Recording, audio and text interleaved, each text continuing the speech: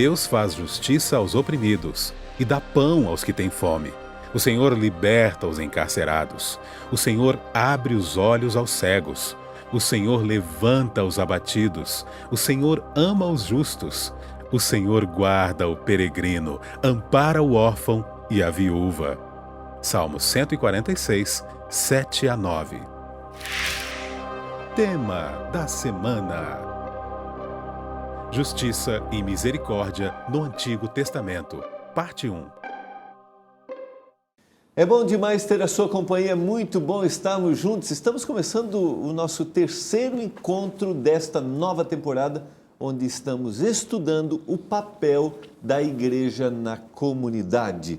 Eu convido mais uma vez a você, abra o seu coração, vamos, através do estudo que nós temos em nosso guia, entender a vontade que está expressa na palavra de Deus. Como eu sempre gosto de mencionar, o nosso guia de estudos simplesmente sistematiza o que a palavra apresenta. 2 novos convidados para estes 2 próximos programas: pastor Erlo Brown, pastor Erlo, que é o presidente da Igreja Adventista para a região central do estado de São Paulo. Pastor Erlo, que tem um doutorado na área de crescimento de igreja, então vem também aqui o tema vem a calhar aqui para a gente, né, pastor? Porque é como a igreja pode crescer e o crescimento da igreja está diretamente relacionado com a sua responsabilidade social. Com absoluta certeza. Pastor Erlo, seja bem-vindo, é um privilégio recebê-lo aqui.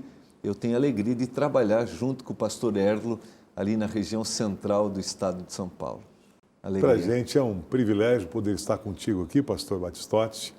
A gente já está a semana toda, durante todo o ano, e agora aqui nas lições da Bíblia.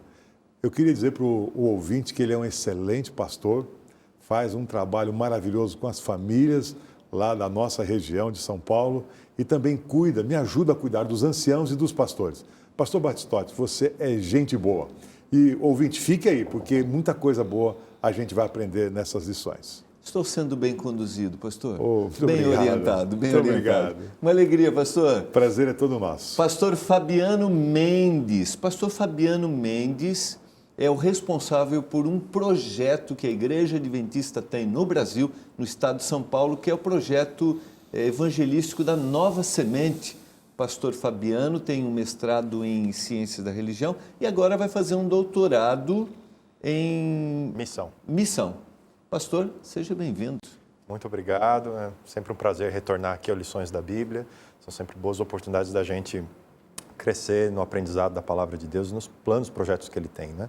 E pensando um pouquinho lá na realidade da igreja, aquilo que a gente faz bem ali no centro de São Paulo, os temas que nós vamos discutir, eles estão muito ligados a qual o papel da igreja com a sociedade. A igreja não pode estar afastada, estar longe, mas de que maneiras isso se dá. Então, vai ser um bate-papo muito bom. Muito obrigado pelo convite. É bom estar com você aqui de novo. Muito bom. Vamos dar um abraço para os nossos amigos que a gente tem em comum lá, né, pastor? Vamos sim. Beto Quevedo, Josemar, o pessoal Juca, todo lá do Sul, um abraço para eles todos, né? Da região do Sarandi, em Porto Alegre, que você pastoreou, né? É verdade. Quanto tempo ali? Trabalhei quase 3 anos lá, 3 anos e meio, e foi um período muito bom, a gente aprendeu bastante, uma oportunidade grande de desenvolver o ministério ao lado de pessoas que são muito comprometidas com a fé cristã. Né? Exatamente. E no próximo programa a gente vai mandar um abraço para os nossos amigos deixar. daquela terrinha boa, pastor, Espírito Santo. Muito bom. É muito bom ter a sua companhia para estudarmos a palavra de Deus. Nesse momento, como é nosso hábito, nós vamos orar a Deus. Pastor Erlo, o senhor pode orar pedindo a iluminação? Ok. Por favor. Querido Pai, que estás nos céus, mas também está conosco aqui ao estudarmos a Tua palavra. Nós pedimos que o Teu Santo Espírito possa estar entre nós, para que ao estudarmos a Tua palavra, ela fale ao nosso coração, para que os nossos ouvintes sejam tocados e possam permitir que o Teu Santo Espírito possa conduzi-los em segurança até o reino eterno. Pedimos que o Senhor abençoe a todos os nossos ouvintes, em nome de Jesus. Amém. Amém. Durante essa temporada, como eu já mencionei, nós temos um casal que escreveu o nosso guia de estudos, pastor Gaspar Colom e professora Ellen Colom. E hoje é o dia de ouvirmos a coautora, professora Ellen Colom. Com a palavra, a nossa coautora do guia de estudos.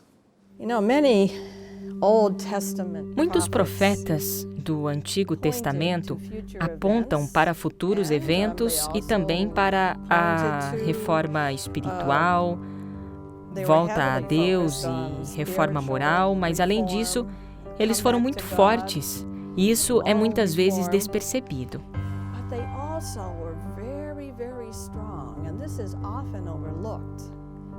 A importância do serviço abnegado, compaixão aos pobres, justiça social, opressão dos pobres e defesa dos órfãos era uma mensagem profética como a de Daniel, que prevê o que vai acontecer em todos os impérios através da história e através do tempo.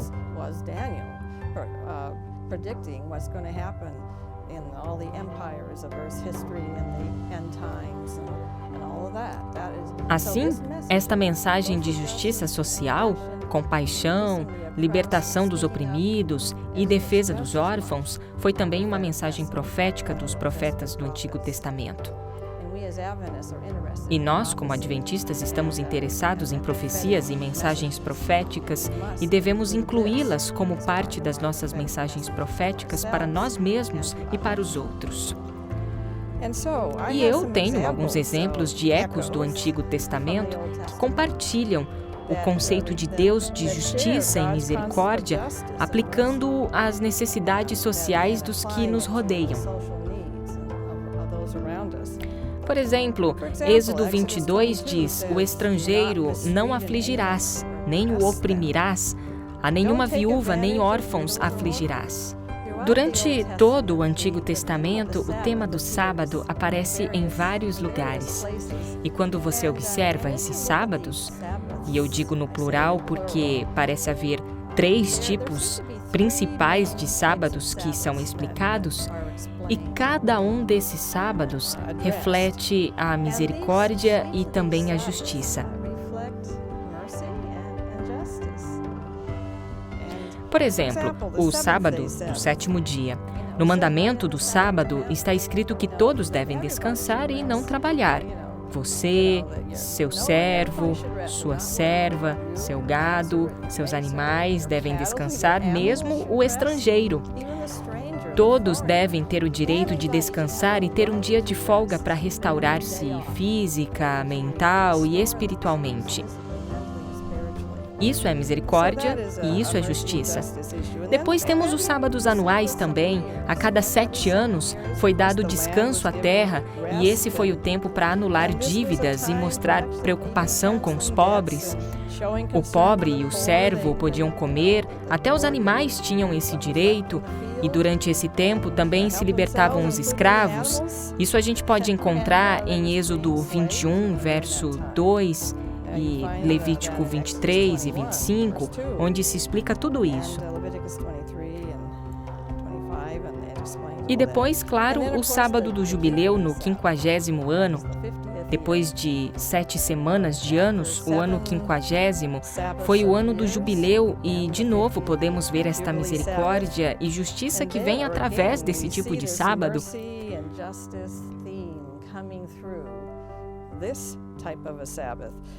A propriedade novamente foi vendida e foi devolvida ao proprietário original, dívidas foram perdoadas e os escravos e prisioneiros foram libertados.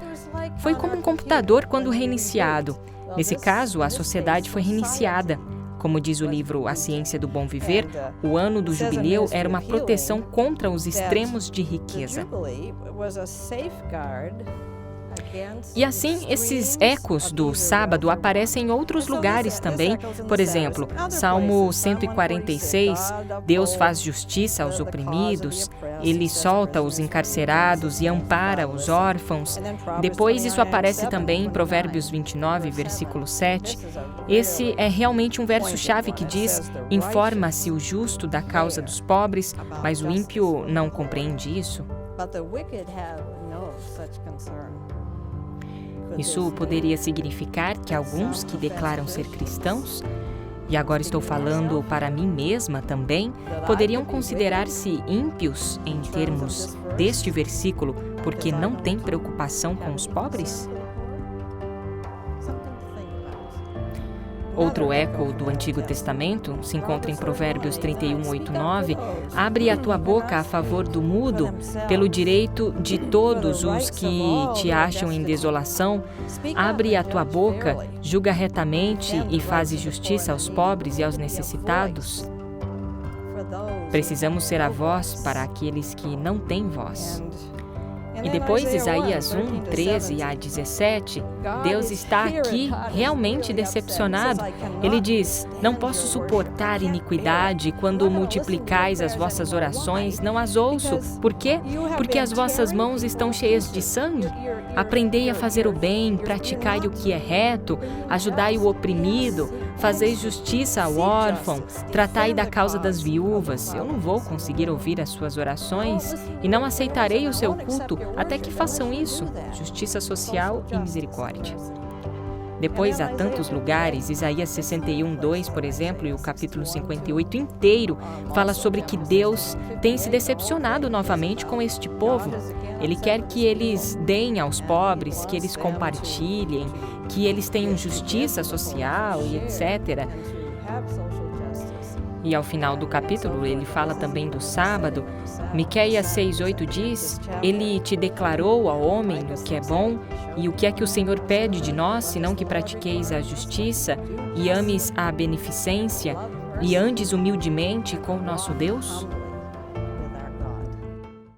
Não esqueça, você pode acessar o nosso blog, você tem a palavra do autor e nós temos agora um vídeo semanal sempre com um dos convidados aqui do programa, onde eles destacam os pontos principais do que nós apresentamos aqui em nosso programa. Você pode acessar e também compartilhar com os seus amigos. Está aí na sua tela, nosso endereço, acesse. Eu tenho certeza que você pode levar, compartilhar uma mensagem de esperança para aqueles que desejam conhecer mais do amor de Jesus.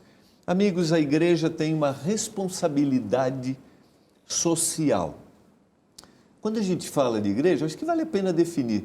Estamos falando a respeito de quem? Como isso pode acontecer? E que responsabilidades são essas? A igreja é muito mal compreendida hoje em dia, né? As palavras elas vão sofrendo uma mudança semântica, né? E um significado original de quando surge um termo não necessariamente é o que as pessoas conhecem nos dias atuais. Então, por exemplo, igreja é muito mais uma referência hoje ao prédio do que a ideia original por trás do termo cunhado ali no Novo Testamento e que Jesus usou bastante, depois São Paulo, nas cartas que escreveu, se referindo à igreja, e ele não estava escrevendo para os prédios, ele estava escrevendo para as pessoas. A igreja, então, é o juntamento das pessoas. Quando as pessoas estão reunidas, né?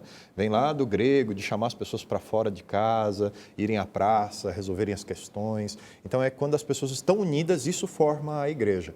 Então, quando a gente fala de igreja, a gente está falando de pessoas, basicamente. E quando a gente fala de pessoas, o principal assunto são os relacionamentos. Em que base se dão esses relacionamentos, né? Mas também a gente pode se referir porque são as pessoas, mas quando essas pessoas se organizam, ou seja, existe uma instituição, de alguma forma, traz um benefício para que algumas ações sejam realizadas e tenham um alcance maior, certo? Perfeito. Então, não é necessariamente negativo. É que, na realidade, eu estava lembrando, enquanto você tentava recapitular a definição de igreja, estava me lembrando de uma ocasião em que eu estava fazendo um curso numa universidade, e aí o professor da área de marketing, ele sabia que eu era pastor, e ele falou assim: mas por que é que você está fazendo essa faculdade mesmo? Para que você precisa disso? Você quer ganhar dinheiro através da igreja? Então, realmente, existe uma visão distorcida.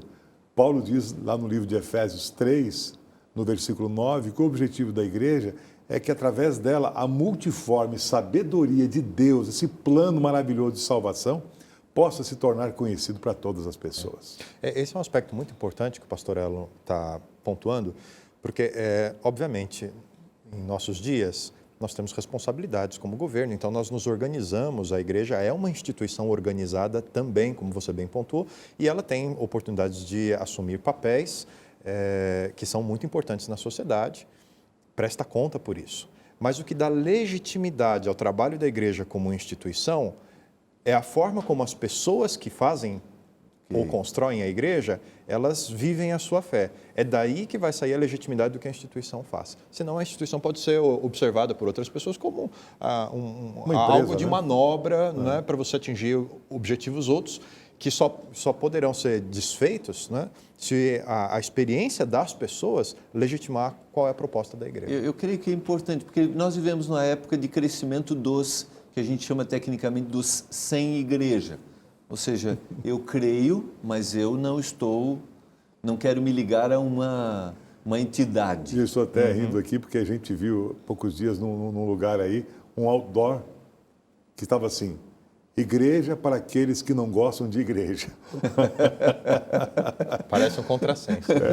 Exatamente. É a necessidade dos nossos dias, né? Parece que distanciou tanto o conceito do que é a igreja no Novo Testamento e na Bíblia, do que ela é na maioria dos casos, ou em muitos casos em nossos dias, e que as pessoas desconfiam, né? Então a gente precisa aproximar um pouco essas duas realidades para que a gente tenha algo que as pessoas possam olhar e falar, não, isso aí tem lastro, tem uma garantia, porque são as pessoas que vivem a realidade do que a instituição defende. Né? Mas é interessante analisar que o comportamento das pessoas vai legitimar o que é a instituição. A soma das partes, né? Exatamente. Precisamos de tudo isso. E é interessante, eu até estava ouvindo uma palestra há poucos dias do Michael Frost, aquele australiano, e ele gosta sempre de voltar, ele já escreveu isso várias vezes, mas ele volta. Toda vez que ele faz uma palestra, ele faz a seguinte pergunta: se a igreja que você frequenta, que você assiste, fosse fechada, a comunidade sentiria falta? Qual é o serviço real, qual é a relevância real que precisa ter a igreja no nosso contexto social? É uma boa reflexão essa. Se a nossa comunidade, lá onde nós estamos, frequentamos, fosse fechada, será que a comunidade sentiria falta disso? Por isso Muito o papel interessante. principal dos relacionamentos no que é ser igreja. Né? Acho que mais do que perguntar o que é a igreja, é como ser igreja, é uma boa pergunta. E isso vai responder às perguntas que as pessoas têm a respeito da igreja, né? Vendo na vida das pessoas da comunidade. E quais são essas responsabilidades, ou quais são as responsabilidades sociais que a igreja tem? Para que as pessoas vivam e aí e os outros sejam atraídos. Olha, essa igreja aqui no meu bairro é relevante. Né? Quais são essas responsabilidades? A primeira é a igreja deixar de olhar só das suas portas para dentro e estar preocupado em atender às necessidades apenas dos seus membros. É óbvio que quem procura uma igreja está buscando interesses ou oportunidades de desenvolver algumas áreas da sua vida, como espiritualidade, relacionamento com Deus, relacionamento com outras pessoas, ou uma base para a família, e são necessidades que são legítimas, né? São boas necessidades. Mas existe toda uma diversidade de oportunidades das portas para fora da igreja que são necessárias de serem atendidas e que fazem parte do plano de Deus. Quando Deus cria o ser humano, Ele cria a sua imagem e semelhança. E Deus é um Deus extremamente relacional. Você vê Deus em contato com o ser humano desde as primeiras páginas, né, do texto bíblico e vai. Então, nós também precisamos ter esse olhar para fora, para o outro. Então, tudo o que for necessidade e que é uma necessidade digna das pessoas ao nosso redor, deve ser uma preocupação da igreja, e a igreja deve, como é que eu posso atender ou como é que eu posso me relacionar com as necessidades ao meu redor, não apenas as internas, né, das portas para dentro. Então, a igreja deve estar preocupada muito mais em atender aqueles que vivem onde essa igreja está inserida. Deve haver um equilíbrio entre essas duas coisas. Existem necessidades internas, mas existem as necessidades externas, elas não podem... Exatamente. Mas o guia de estudo, ele remete a gente, e eu até coloquei o título de um trabalho aí, de definição de igreja, que é o Evangelho invadindo as cidades. É um ponto de luz, um ponto de bênção, aquilo que Deus havia pedido para Abraão lá na grande comissão do Velho Testamento, em Gênesis 12, 1 a 2, vá, Abraão, largue aqui o seu conforto e seja uma bênção. Então, o plano de Deus original para a sua igreja é que ela faça parte, não do aspecto político, mas da vida da comunidade e se interesse realmente pelas necessidades e tente, de alguma forma, suprir. Porque esse era o método de Cristo, era a maneira como Ele nos ensinou a viver a igreja. Muito bom, nós vamos voltar depois do intervalo e vamos trabalhar sobre o interesse de Deus na justiça social. Vamos dar exemplos práticos disso que vocês colocaram aqui, que é a igreja olhando para a necessidade, ou seja, invadindo, como é que foi a expressão? Invadindo as cidades, é o evangelho invadindo as cidades. O evangelho invadindo a cidade. A gente vai para o intervalo, nós voltamos já.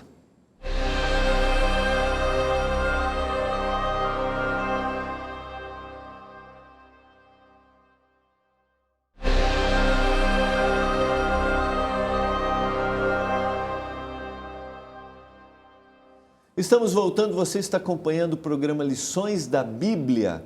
Nos 2 primeiros encontros nós trabalhamos um pouquinho essa questão da restauração da imagem de Deus, que você citou, pastor Fabiano. E hoje a gente começa a entrar um pouco na questão prática. Deus tem interesse na justiça social. Como nós encontramos isto na palavra? O interesse de Deus que todos sejam atendidos. A gente tem histórias e mais histórias, né? Por exemplo, só do próprio ministério de Jesus Cristo, quantas vezes Jesus não desafia a sociedade e a sociedade religiosa dos dias dele com essa visão dos relacionamentos e com o relacionamento das pessoas que eles não qualificavam como iguais a ele, né? Então, as lições de Jesus a respeito do próximo. Mas isso não é só do Novo Testamento ou só da experiência de Jesus. Quando a gente volta lá, desde o início da história bíblica, a gente vê, desde que Deus forma e organiza um povo, e o Guia de Estudos foi falando para nós sobre isso, né? Quando ele vai dando as suas leis, a forma como o povo deveria viver, a gente percebe que Deus está preocupado com essa justiça e com essa restauração dos relacionamentos entre as pessoas, né? Porque a humanidade, tão dividida como ela está, né? Em raça, credo, condição social, essa desigualdade toda, ela gera os marginalizados. E Deus estava preocupado com as suas orientações, com as suas leis, em fazer com que as pessoas, o seu povo, se aproximasse ou criasse pontos com todos ao redor, né? Um exemplo, por exemplo, nós temos as leis do sábado, né? Que aparecem no texto bíblico. Quando Deus fala ali que teus filhos, teus servos e até os animais vão parar para descansar no 7º dia da semana, né?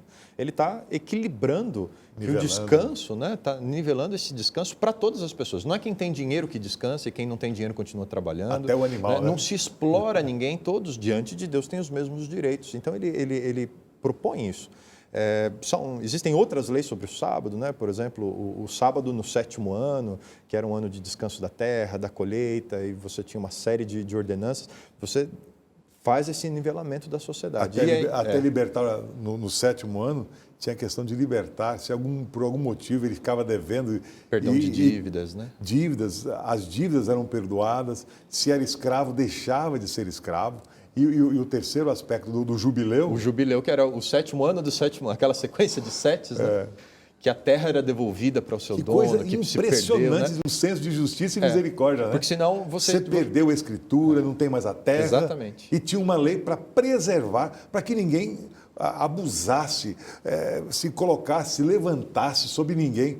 Então, a igualdade, a justiça mesclada com misericórdia é um ponto espetacular que a gente percebe de forma prática, né? O jubileu era esse ponto final ao acúmulo indiscriminado de capital por um determinado indivíduo, né? Porque aí os outros estão em situação difícil, quem tem muito vai acumulando cada vez mais. E é uma situação que a gente vê nos dias de hoje. Então, tudo isso está previsto no texto bíblico. Deus está interessado na restauração dos relacionamentos. De que forma a igreja hoje pode participar dessas ordens, dessas orientações? Por exemplo, a gente vê, o guia citou Êxodo capítulo 22, versos 21 e 22, não afligireis o forasteiro, a nenhuma viúva nem órfão afligireis. Então, de que forma a igreja pode executar isso, se aproximar dessa intenção divina? Eu gosto muito de um livro chamado A Conspiração da Bondade. E neste livro, um pensamento que tem norteado, que tem chamado a minha atenção, tem me acordado muitas vezes quando a gente se acostuma, porque às vezes a gente vê os problemas e fala assim, Deus te abençoe. Mas como Deus te abençoe? Deus já te abençoou para você abençoar a vida daquelas pessoas, e a gente tende a ser meio frio. E eu anotei aqui, permita-me compartilhar com vocês, que a bondade é uma linguagem que o mudo fala e o surdo pode entender. Vamos sublinhar esta frase, pastor, por favor? Porque o senhor sabe que alguns vão compartilhar na sua comunidade, eles anotam, então eu gostaria que o senhor repetisse, por favor. Então, a bondade é uma linguagem que o surdo fala e o mudo entende. É muito importante esse aspecto, né? Às vezes a gente transforma a religião em algo que é puramente litúrgico, né? É aquilo que eu ofereço a Deus em forma de culto.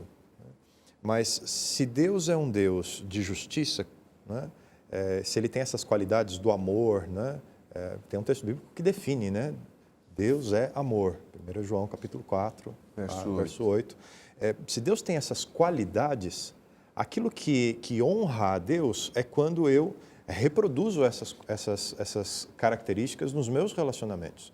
Quando eu, como cristão, me torno uma pessoa bondosa, uma pessoa amorosa, uma pessoa justa, uma pessoa misericordiosa, quando com a minha vida eu busco a reprodução desse caráter de Deus, né, de reconstrução dessa imagem e semelhança de Deus na minha vida, eu estou honrando a Deus, eu estou louvando a Deus. Então, o maior ato litúrgico que eu posso oferecer a Deus em termos de adoração é uma reforma nos meus relacionamentos e com as necessidades ao meu redor.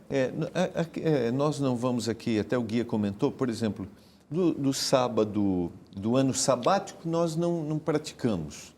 Né? O ano jubileu, a gente tem uma frase muito interessante, o jubileu era a oportunidade das pessoas recomeçarem a vida. Nós não praticamos, mas o sábado semanal, ele está aí para que todos nós participemos. Né? Aproveitemos. Como a gente pode aproveitar do sábado semanal, para que a gente se interesse ainda mais pelas pessoas, para que aqueles que escolhem esse dia como um dia de guarda não fiquem enclausurados, não fiquem ali dentro das paredes, né? e se preocupem mais com as pessoas. Como isso pode acontecer? Fazendo atos de bondade justamente nesse dia maravilhoso que Ele deixou para a gente não só chegar lá para louvar, cantar, orar dentro da igreja, mas ter a oportunidade de você ficar em família, estar no meio das pessoas, verificar quem realmente tem as suas necessidades e, mais do que verificar, tentar suprir as necessidades. Então, eu vejo aqui que o sábado é o memorial da criação da terra, mas é uma lembrança permanente que, se você não agir com justiça, com misericórdia, como você falou, a adoração não tem nenhum sentido. Como você está lá adorando e tem alguém na porta da igreja que não teve as suas necessidades atendidas, o culto é até abominável, né? Saia da igreja e vai lá, atenda às necessidades das pessoas. Então, eu verifico que o sábado é uma oportunidade de maneira prática para materializar o cristianismo, para colocar essa conspiração da bondade em prática, porque nós fomos chamados para serem os braços e as mãos de Jesus neste mundo. Nós somos o corpo de Cristo. E o sábado dá para a gente essa oportunidade e nos lembram, numa cadência semanal, que nós temos uma responsabilidade social. Essa questão da cadência semanal, para que isso se torne sistemático, hábito, né? Exatamente na vida da gente, né? Uma oportunidade que é aberta frequentemente. Eu gosto muito das palavras de Jesus. É lícito fazer bem aos sábados. Quando você separa o sábado só para o seu descanso, trabalho muito durante a semana, que bom que eu descobri essa verdade do sábado, que Deus pede que eu pare, eu preciso parar. Mas quando eu guardo o sábado só para mim, né, eu não estou atingindo o objetivo de Deus em ter estabelecido um dia como esse e de acordo com as orientações que a gente já viu um pouco mais no início desse bloco. Isso é algo que é muito importante. Eu preciso aproveitar o período desse dia para fazer coisas que talvez eu não tenha tanta oportunidade ou tanto tempo durante a semana quando estou correndo atrás do pão, quando estou envolvido com as atividades do trabalho, os compromissos seculares. Mas é uma oportunidade para criar esse sentimento de igualdade e fraternidade, né? E um passo anterior, que eu acho muito interessante em relação ao sábado, conforme cada pessoa compreende que foi criado por Deus e que Ele, como Criador, pede essa separação desse dia especial da semana para lembrar dele como a origem da vida humana, todos nós nos enxergamos como filhos de Deus. Isso também nos nivela, também nos traz uma paternidade em comum, né? Tanto o rico quanto o pobre, o nacional, o estrangeiro, todos eles são trazidos a uma unidade diante de Deus. Eu até anotei no meu guia de estudos que o sábado deve nos levar para mais perto das pessoas. O senhor citou no meu relacionamento familiar, na minha comunidade, mas também com aqueles que têm necessidades, das mais diversas. E eu estava pensando aqui, enquanto você estava falando, Fabiano, é que existem pessoas que têm problemas existenciais, têm dúvida do propósito da sua própria vida, e o sábado dá uma oportunidade. Eu estava lendo ontem um pensamento de Gandhi que diz o seguinte: a melhor maneira de você se encontrar é perder-se no serviço pelo seu próximo.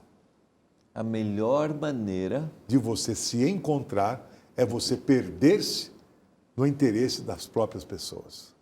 Olhando um pouquinho mais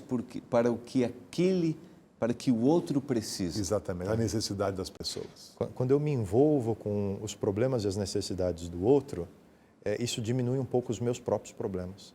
É verdade. Quando eu fecho os meus olhos para a situação das pessoas ao meu redor, aquilo que diz respeito a mim mesmo se potencializa. E às vezes um problema que não é um problema tão grave na minha própria vida, ele fica enorme aos meus olhos porque eu me distancio das pessoas e da realidade. Então, às vezes eu estou chorando por causa de um problema e tem gente com um problema muito maior ao meu redor.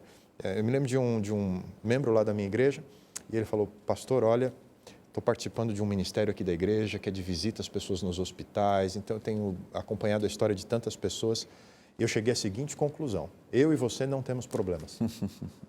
E isso é verdade, isso é verdade. Comparado ao que de fato poderia ser chamado de problema na experiência das outras pessoas, boa parte dos nossos problemas não são tão problemas assim.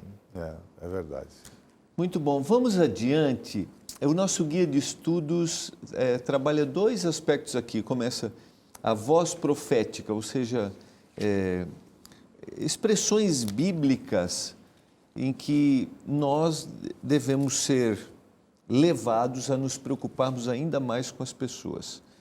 O que Deus espera do seu povo, através do que Ele apresenta na sua palavra. Que voz profética é essa? Aqui o guia de estudo, principalmente em Provérbios, ele está dizendo que nós precisamos ensinar o Evangelho, essas boas novas, essa libertação às pessoas. Outra coisa que eu notei aqui, ajudando a restaurar as famílias. Porque existem famílias completamente desfaceladas e nós precisamos, educar e lutar contra os abusos éticos e também suprir a necessidade dos pobres. Então, o Provérbios fala isso de uma maneira, 31, versículo 8 até o versículo 9, que é o Evangelho de uma forma prática. A gente tem que se envolver. Não dá para olhar para a necessidade com simpatia, com empatia, falar: olha, que pena, né? As pessoas estão sofrendo, é resultado do pecado. Não, você tem que colocar a mão na massa. Deus te abençoou para você abençoar outras vidas. E a historinha lá da introdução do guia, né? Muito boa. Conta pra gente aí. Do menino que estava olhando o sapato, queria um sapato e tinha pedido para Deus um sapato. Aí a mulher chegou: o que você está olhando? Eu quero um sapato, né? Eu pedi para Deus um sapato. A mulher leva lá dentro, lava os pés do menino, põe a meia no menino, dá o sapato. E ele pergunta se ela era a esposa de Deus. Né? E o guia, o autor, colocou assim: a igreja é a noiva, é a esposa de Jesus Cristo. É essa vida, essa prática, né? Ou seja, temos que refletir o caráter do noivo, que é Jesus Cristo, exemplificando e vivendo. Porque palavras movem, os exemplos arrastam. A gente tem que ser mais... o que eu percebi aqui, né, aliás, nessa lição, no livro de Isaías, Provérbios, é que a grande advertência profética É que o povo falava bonito, olha, estamos aí fazendo jejum, fazendo uma coisa, fazendo outro, mas os coitados lá, dos estrangeiros, dos pobres, das viúvas, estavam em segundo plano. E Deus falou, olha, não adianta, não vem com conversa fiada, não vem com churumelas aqui. O Evangelho, ele é prático. E aí é uma advertência para nós, como igreja, olharmos para fora e ver se nós realmente estamos sendo relevantes, criando conexões, relacionamentos e sendo realmente essa bênção que o texto aqui recomenda para a gente. Esse ponto que o pastor Erlon destacou agora, às vezes a gente não percebe a importância do que ele está propondo aqui. A religião, a igreja, ela corre um risco frequente de cair no que a gente chama de hipocrisia. Fala uma coisa e faz outra coisa. O discurso e a ação são dois lados de uma mesma moeda. Os dois precisam estar presentes.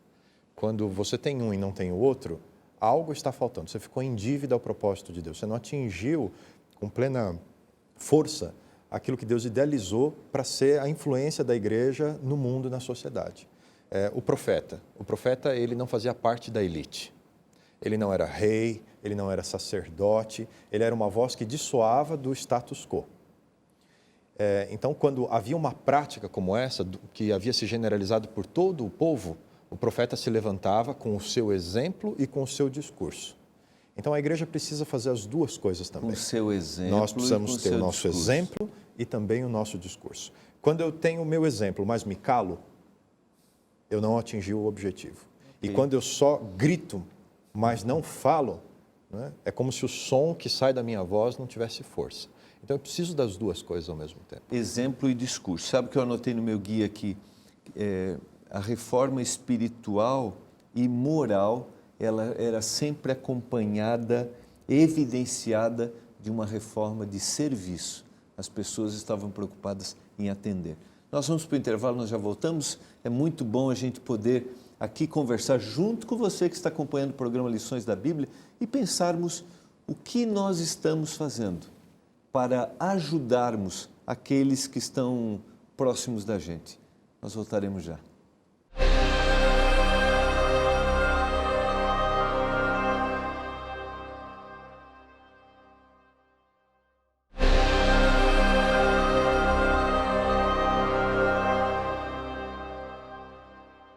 Estamos voltando para o último momento do programa de hoje. Quero mandar um abraço para você que acompanha o Lições da Bíblia e não pertence à comunidade da Igreja Adventista do Sétimo Dia. Quero lembrar a você que todos os sábados, pela manhã, às 9 horas, nós temos o nosso momento em nossas comunidades, onde nós nos reunimos, conversamos em pequenos grupos, são unidades ali, onde nós trocamos ideias, ali nós falamos o que nós estamos fazendo para mudar a vida das pessoas, qual é o compromisso que a gente está assumindo para a próxima semana para a gente mudar, né? Como o senhor citou, né? A cadência da responsabilidade, né? Se eu não lembrar isso a cada semana, o que eu estou fazendo, o que eu vou fazer? E ali a gente tem também o estudo que a gente apresenta aqui. Portanto, você é o nosso convidado especial. Vá à igreja adventista mais próxima de você. Entre aí no site, encontre uma igreja. Você é o nosso convidado. Chega lá e diga assim, olha, eu assisti o Lições da Bíblia na TV e eu vim aqui para participar de um pequeno grupo, de uma unidade onde eles vão conversar sobre o assunto apresentado. Tá bom? Você é o nosso convidado, não esqueça. Amigos, o guia apresentou aqui, amplia o tema que nós já colocamos. Agora, sendo um pouco mais detalhista, usando Isaías capítulo 58, explorando esse tema de um povo que dizia que adorava, mas em realidade eles só pareciam ser. Que lições a gente aprende dessa voz profética que é apresentada por Isaías? Na realidade, é uma repreensão, né? É uma advertência, assim, muito forte.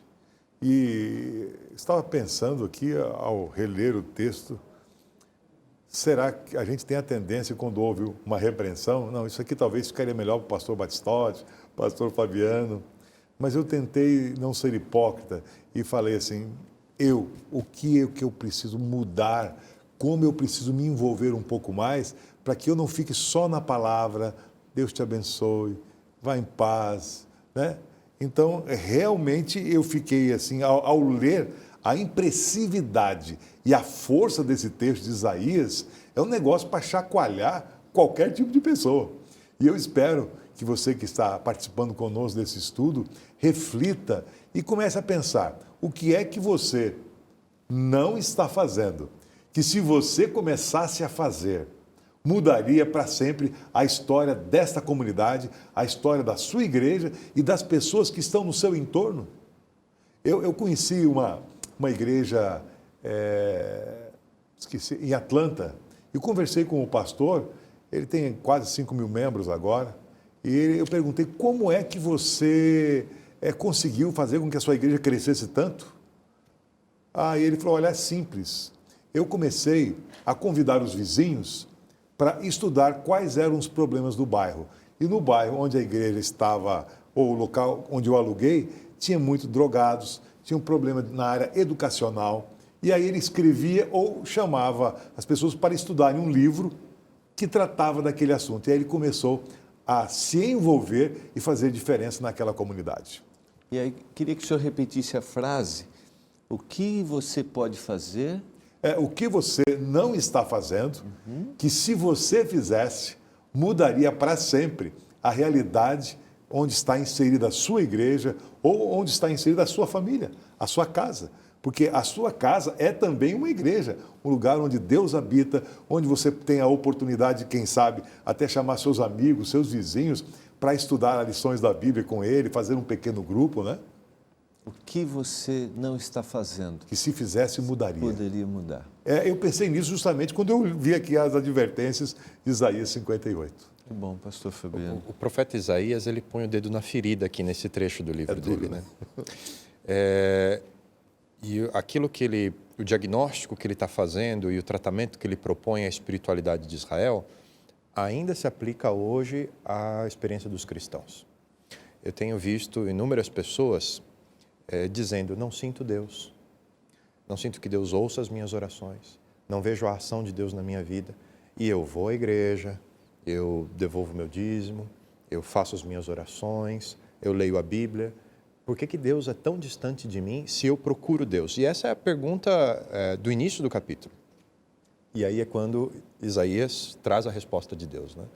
Olha, você tem que sair dessa análise do culto, se a música podia ter sido melhor, se o sermão podia ter sido melhor, se o estudo podia ter sido mais balizado, e você tem que sair para a aplicação do que é a religião. Enquanto você não fizer isso, enquanto, de acordo com o que fazia Israel, né, a injustiça na sociedade continuasse, ele como explorador, né, o próprio adorador na vida semanal, ele era explorador do salário dos funcionários, né?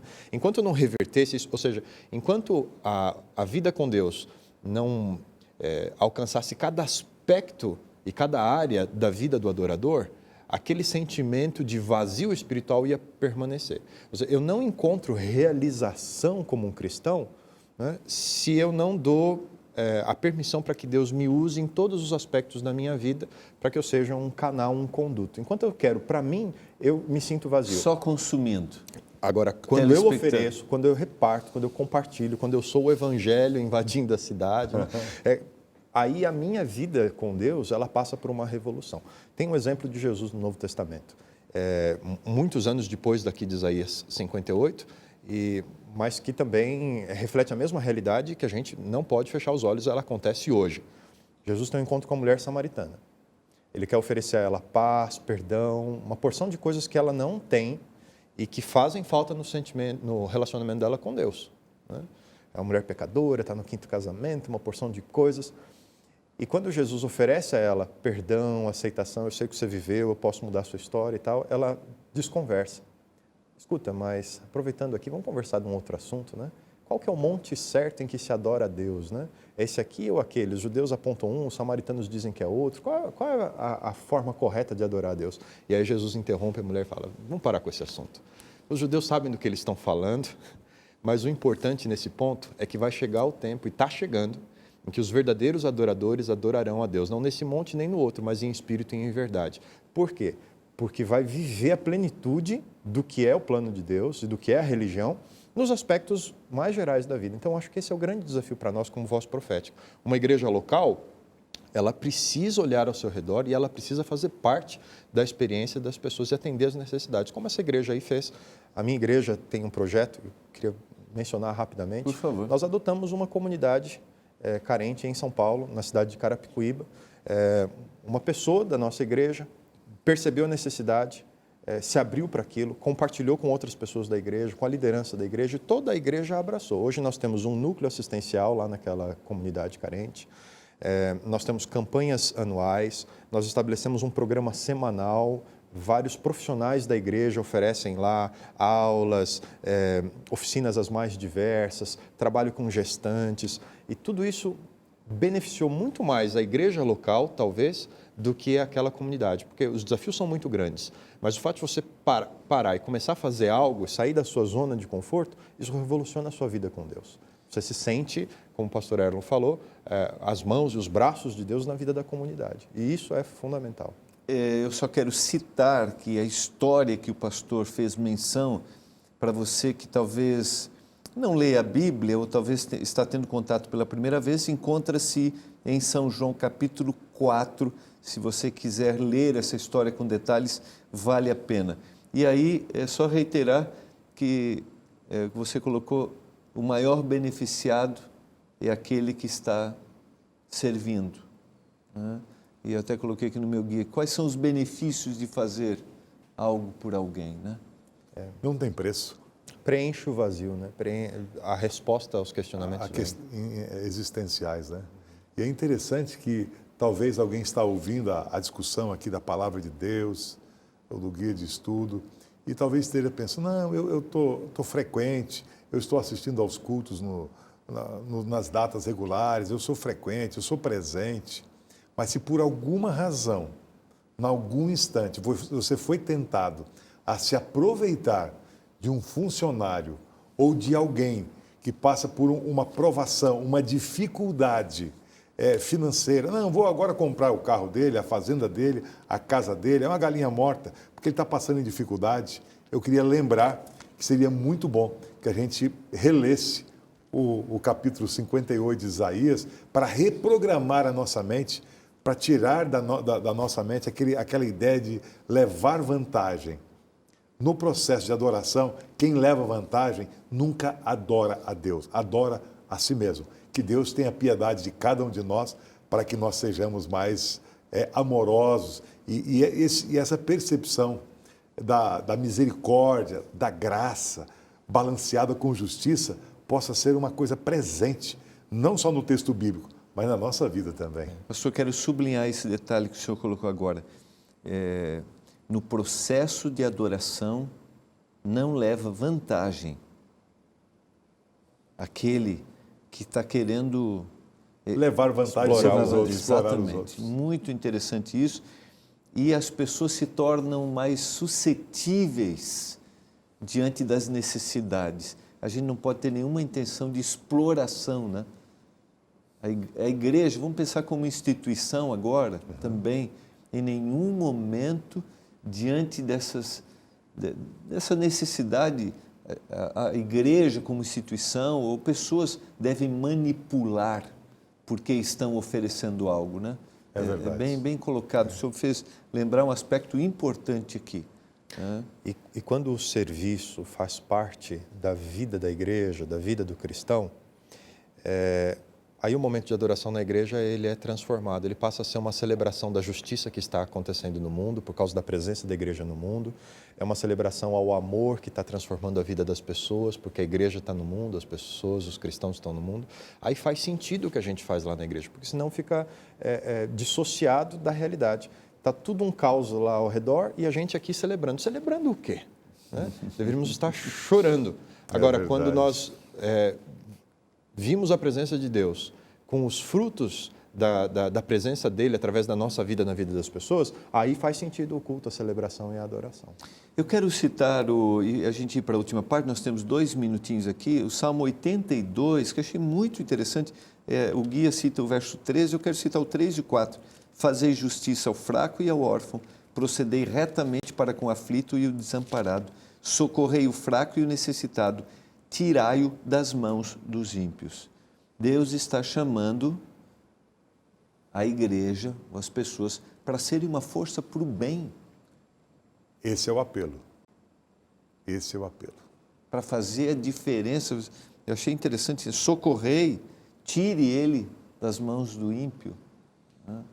A ação dele, da igreja aqui é meio imperativo, porque às vezes quando você vê alguém sendo maltratado, uma vez eu tive uma situação muito complicada, que eu vi um marido, estava na casa dele, hospedado com o quarteto, e ele tratando muito mal a esposa.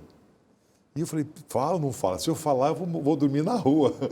Aí eu resolvi, depois em particular, falei, mas que coisa. Não, aqui a gente faz assim mesmo. Não tem problema. A nossa cultura, você é brasileiro, quer um outro lugar, você não se incomode não, que ela está acostumada com isso. Não é assim. As pessoas são transformadas pelo Evangelho de Cristo. Eles recebem uma nova roupagem, recebem uma graça, valores completamente diferentes. Mesmo que a cultura seja um pouco mais rústica, o amor de Cristo nos constrange a agir como Ele agiu com amor e com bondade. É uma força para o bem. É isso que Deus espera que seja a igreja. Não um sistema de captação de recursos, mas um sistema de distribuição de recursos, de bênçãos para a transformação de vidas. Boa frase, pastor, para a gente sublinhar. Importante. Não um sistema de captação de recursos, mas um sistema de distribuição de bênçãos. Muito bom. Eu quero concluir. O guia contou uma historinha de uma igreja que estava localizada numa comunidade e aí fez a diferença naquela comunidade. Tem 2 frases aqui, né? Por que o Senhor permite o sofrimento?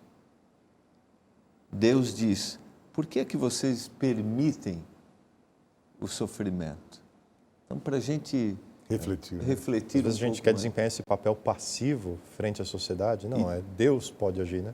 Mas Ele escolheu agir através da nossa vida. E de culpa, exatamente. Quero agradecer muito o pastor Erlo. Prazer. Pastor Fabiano, por esses momentos aqui. Pastor Fabiano, você pode fazer uma prece a Deus nesse momento, agradecendo? Vamos orar. Bom Deus, esse momento que nós paramos um pouco a rotina da semana para pensarmos na Tua Palavra, para ouvirmos a Tua voz, para refletirmos nos Teus conselhos dados através dos profetas, da Tua igreja ao longo dos anos, queremos parar um pouco e fazer aqui um pedido de perdão. Perdão pelas vezes em que desperdiçamos oportunidades de sermos uma força para o bem neste mundo, de sermos aqueles que levam a plenitude do Teu Evangelho às pessoas ao nosso redor e que tenhamos o privilégio de ter o nosso relacionamento contigo transformado a partir do momento em que nos doamos para as outras pessoas, somos preenchidos pelas Tuas bênçãos, pela presença do Teu Espírito na nossa vida. Amém. Que cada igreja, cada cristão em nosso país faça a diferença. Em vez de apenas criticarmos as coisas ao nosso redor, tomemos um papel ativo de transformar o mundo, um dia de cada vez, um relacionamento de cada vez. Abençoa a Tua igreja em todos os lugares. É o nosso pedido, é a nossa oração em nome de Jesus. Amém, Senhor. Amém. Foi bom demais ter a sua companhia. Jamais esqueça as palavras de Jesus e conhecereis a verdade, e a verdade vos libertará. Um abraço e até o próximo programa Lições da Bíblia, aqui na TV Novo Tempo, o canal da Esperança.